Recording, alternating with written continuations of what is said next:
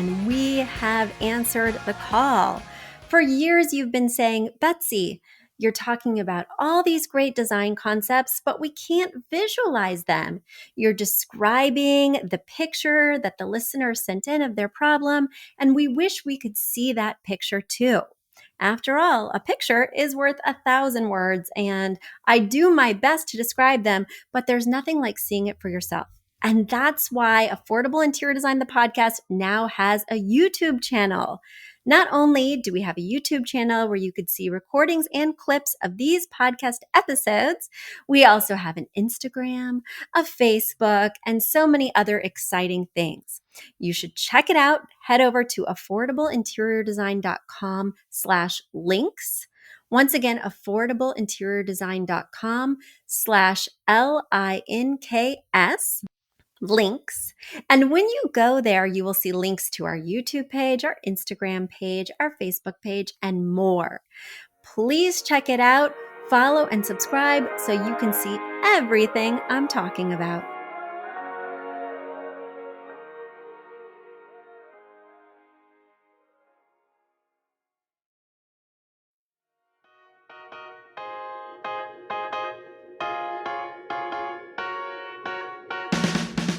You don't need a high-end designer or a lot of money to get a luxe look. Be your own interior designer. This is Affordable Interior Design, the podcast. Here's your host, Betsy Helmuth. Hello, everybody. Fall is upon us, officially October. I'm recording this in advance for those of you who are regular listeners because I just had a baby. So instead of going on maternity leave and leaving you high and dry with no content, I'm batching in advance so I can spend some time with my little bundle. But I happen to know based on the release date that it is fall. And typically I hate fall. Typically, fall is a time of deep depression for me because I am such a summer person and I love the sun and I love the beach and I love all of that. And I hate wearing sweaters and pants and mittens and having to think about coats and jackets and, no vitamin D or sun. So anyway, the thing that I've learned to love about fall, which, I did used to put this on my questionnaire with my clients and ask them what season was their favorite. And fall was like always the winner, always. But I'm finally getting behind fall now that I live in Connecticut because Connecticut is all about fall. They love their leaves. There's a festival every weekend in every small village with pumpkins and all sorts of hay rides, and they really lean in hard. End of summer is a ton of like fairs, which I also love. And then I still got my summer fix. But I love that it continues through October and that New England, or at least Connecticut, is so enthusiastic about it because it makes the blow a little less severe.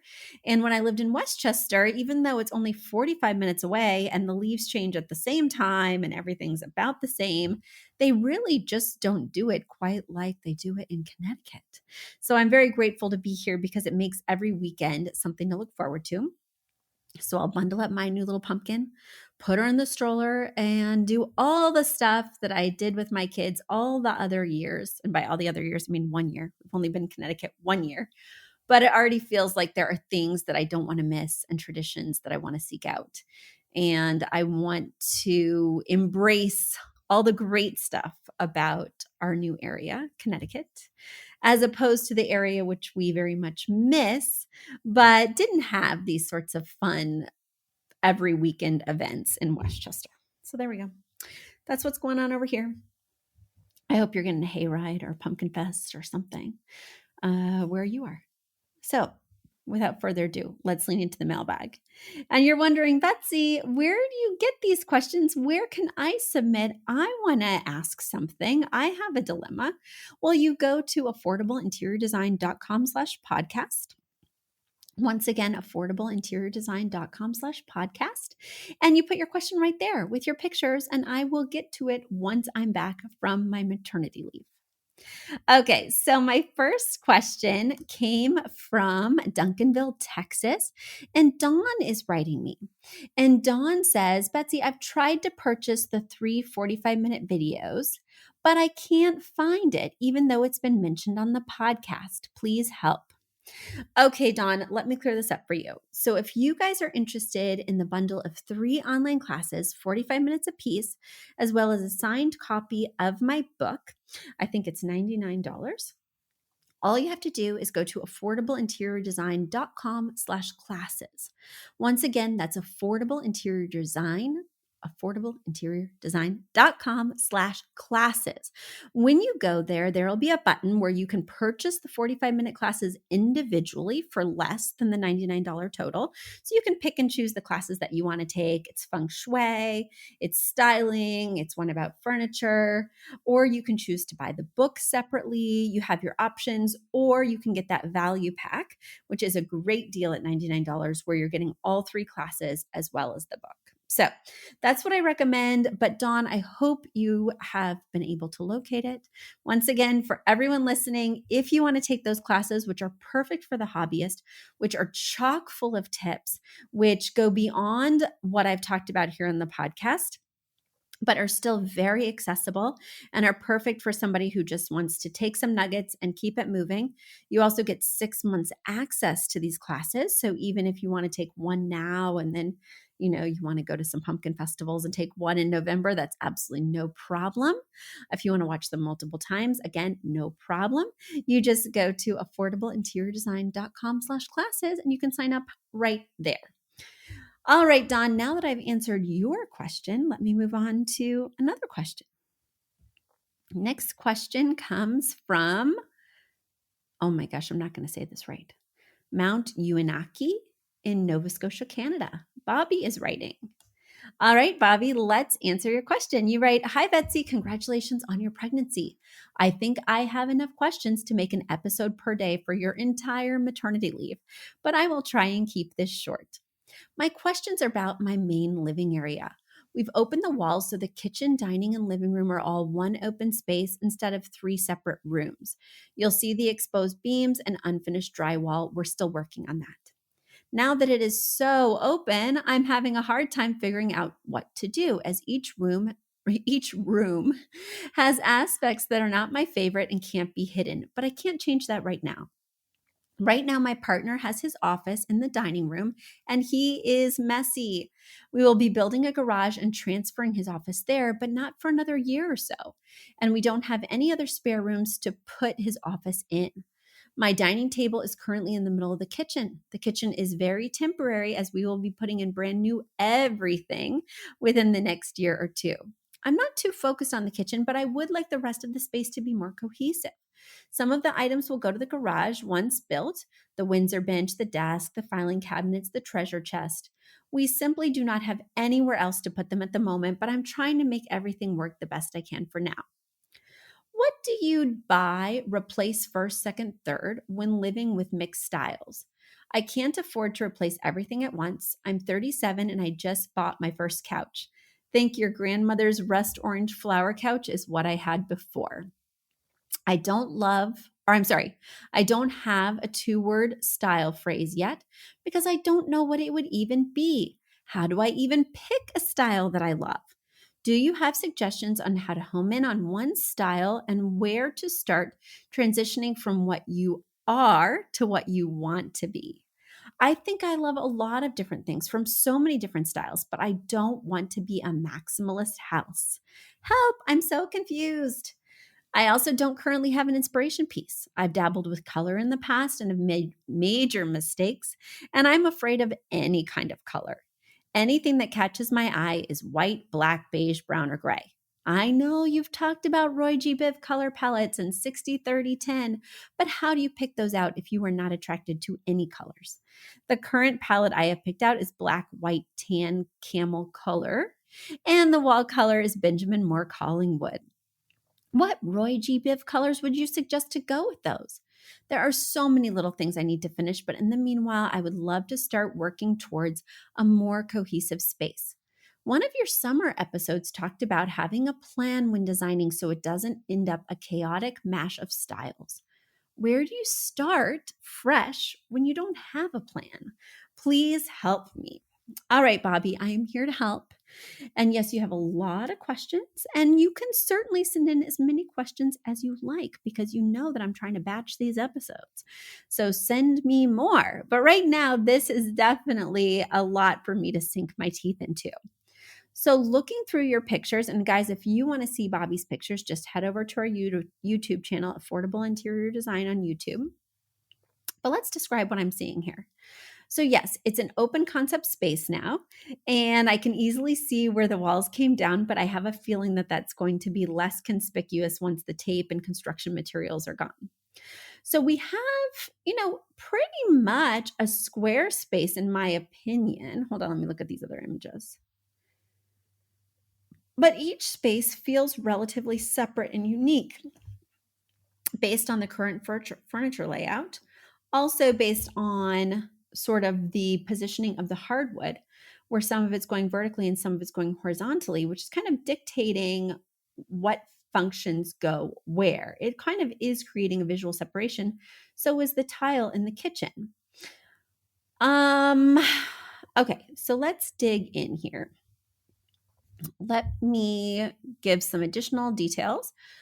It sounds like I'm conflicted. Do I give you additional details, guys, when I know that the kitchen's going to be blown out, the living room furniture is not what you want, the office is moving into the garage? I don't think we need to know what's here currently besides the architecture.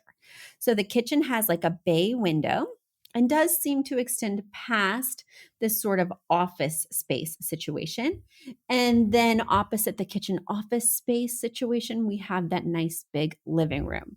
So I'm excited for your open space, but open space creates a lot of problems that my clients don't see in advance. Because when you have an open space, you lose usable walls.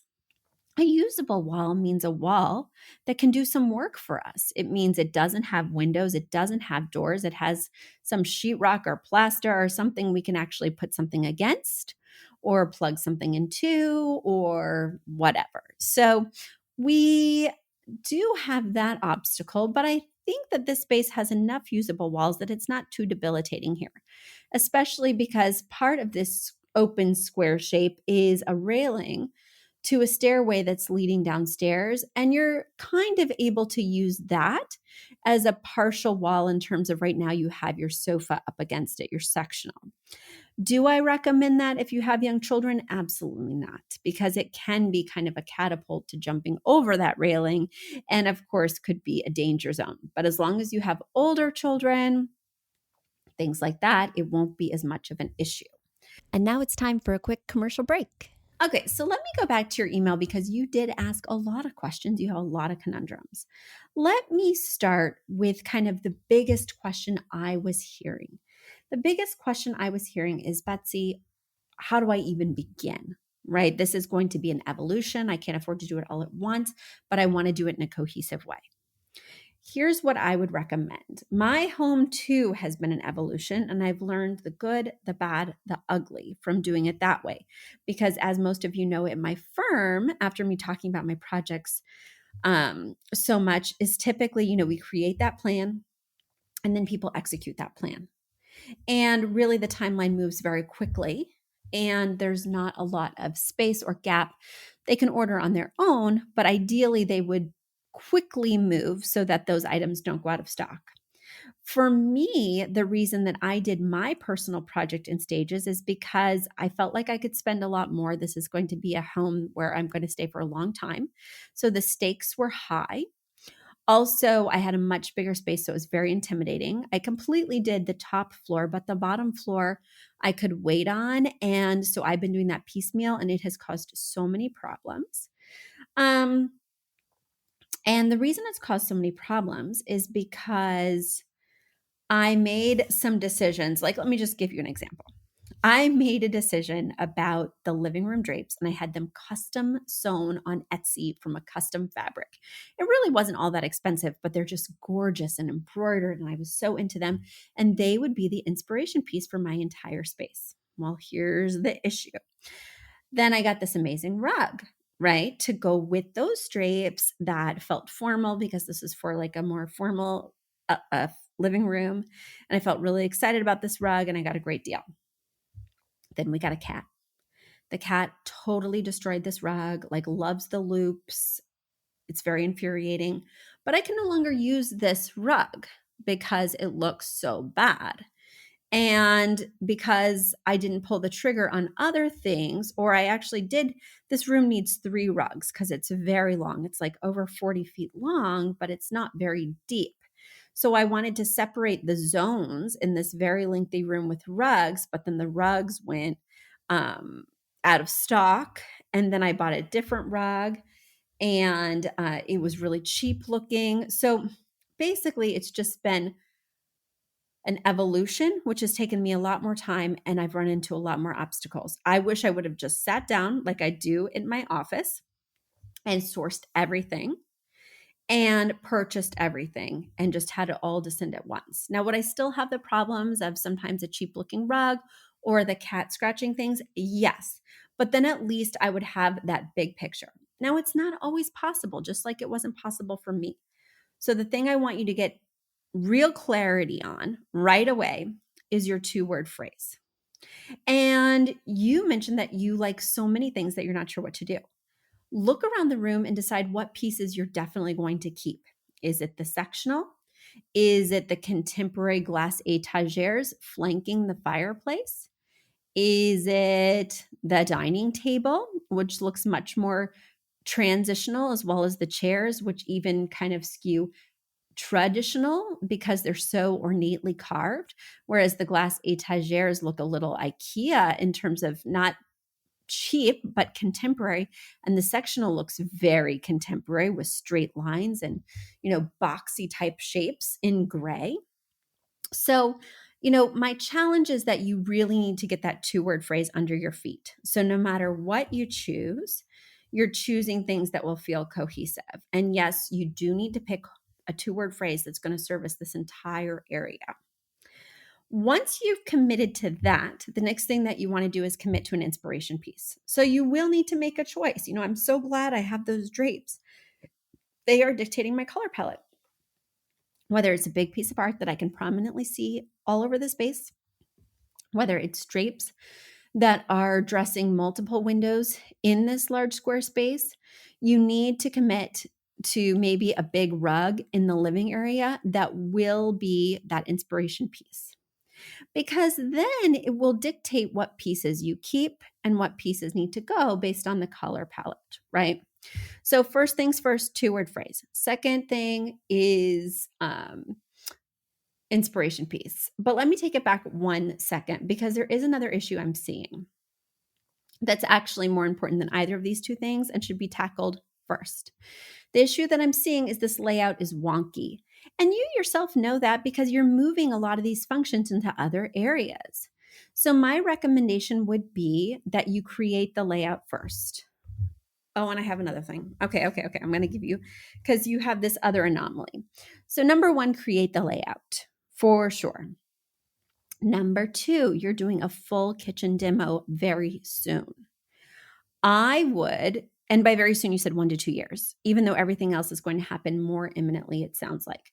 What I would do is go ahead and make those kitchen selections. It's not like they're going to go out of stock. The color of your cabinets, the type of countertop, the type of backsplash, chances are those will still be available. Chances are you'll have no problem accessing, gray cabinets, wood tone cabinets, that kind of countertop you're hoping for in terms of a marble look or whatever, right? So I would go ahead and make those selections because that really needs to be, it's going to be a huge money suck and time suck, not only to buy those materials, but then to get them installed. So that's what you want to be, that perfect vision. Then everything else plays off of that. So for instance, if you decided to go gray with some of the elements in the kitchen, then maybe keeping the gray sectional makes so much sense, which is kitty corner that kitchen. And then gray is kind of that neutral background, especially with the Collingwood paint color, so that we can then layer the Roy G. Biv. Okay, so here is my recommendation. First, kitchen design. because that layout, if you're adding an island or anything like that, will deeply impact the rest of the floor plan for this big open space. First, kitchen layout, even though you're doing it last. Isn't that funny? You're implementing it last, but you're designing it first. And I think that's really important. Second, you're going to do furniture layout. So you're going to determine the different functions for each of the zones and how big everything needs to be. Third, you're going to come up with your 2-word phrase, and you're going to commit to that to use it throughout this large space. Fourth, you're going to pick an inspiration piece, so then you have a color palette. And fifth, you're going to go shopping. You're going to create a shopping list. I highly recommend picking out everything that you'd like to purchase, even if you're going to be staging out those purchases, so that even if something goes out of stock before you can buy it, you can find something similar. And when deciding, Betsy, what color palette, Betsy, what style, Betsy, what direction should I go in, think about the items you really want to keep. Think about those big ticket or furniture items that are important to you that you're not getting rid of, and that will lead the way. Now, you mentioned that you're really scared of color, and boo freaking who, you've got to get over it. Betsy Smackdown, it's been a while, right, guys? It's been a while. Boo freaking who, you've got to get over it. A lot of my clients just want to use neutrals, and maybe, just maybe, they feel fine using a bit of blue. Fine, whatever. I will make the camel color, one of the 60-30-10. I will make a certain gray if I, really stick to that same shade, the 60-30-10. But I do insist on at least one Roy G. Biv color. I'm not sure why you're so scared, especially because, relying on all neutrals means that the space needs to be pretty impeccable because it's not very eye-catching, right? Neutral is very subdued and subtle, so we're looking at more detail. And if everything's not really impeccable, it's going to look like you just didn't make any choices, like you were afraid to use color, which you are, and like you just didn't commit to a vision, which you haven't. So I think once you do those initial steps, committing to a color palette that has a little bit of color will come more easily. Because for me, in a space that's not going to be perfect ever, because you mentioned some of the structural issues, etc., I think you do need at least 2 Roy G. Biv colors in here. And then maybe your third color could be like that neutral camel or that neutral very specific gray. All right. So while I may not have answered everything, even though I think I kind of did, I think I've answered the core questions that you need to be asking yourself before you dig in and get more granular. Then as you're working on the space and as you've gotten some of the answers to those initial questions I laid out, you can write me again and you can show me your progress and we'll discuss some more. But guys, you want to not overwhelm yourself while still creating that plan that you can commit to and stick to as the space and as your budget evolves. It's always so wonderful to talk to you guys. I'll be talking to you again next week. In the meanwhile, just send me your questions. Go to affordableinteriordesign.com/podcast. Once again, affordableinteriordesign.com/podcast, and I'll be talking to you again very soon. Until then, bye. A big thank you to our amazing producer, Catherine Heller, to Aton and the MVCR House Band, and to Affordable Interior Design, the sponsor of this podcast and the premier place to get an amazing look on a budget. Check out affordableinteriordesign.com. If you guys love the show, the very best way to support us is by spreading the word. Tell your friends or write us an awesome review on iTunes. So until next week, guys, thanks so much for joining us, and I'll talk to you soon. Bye.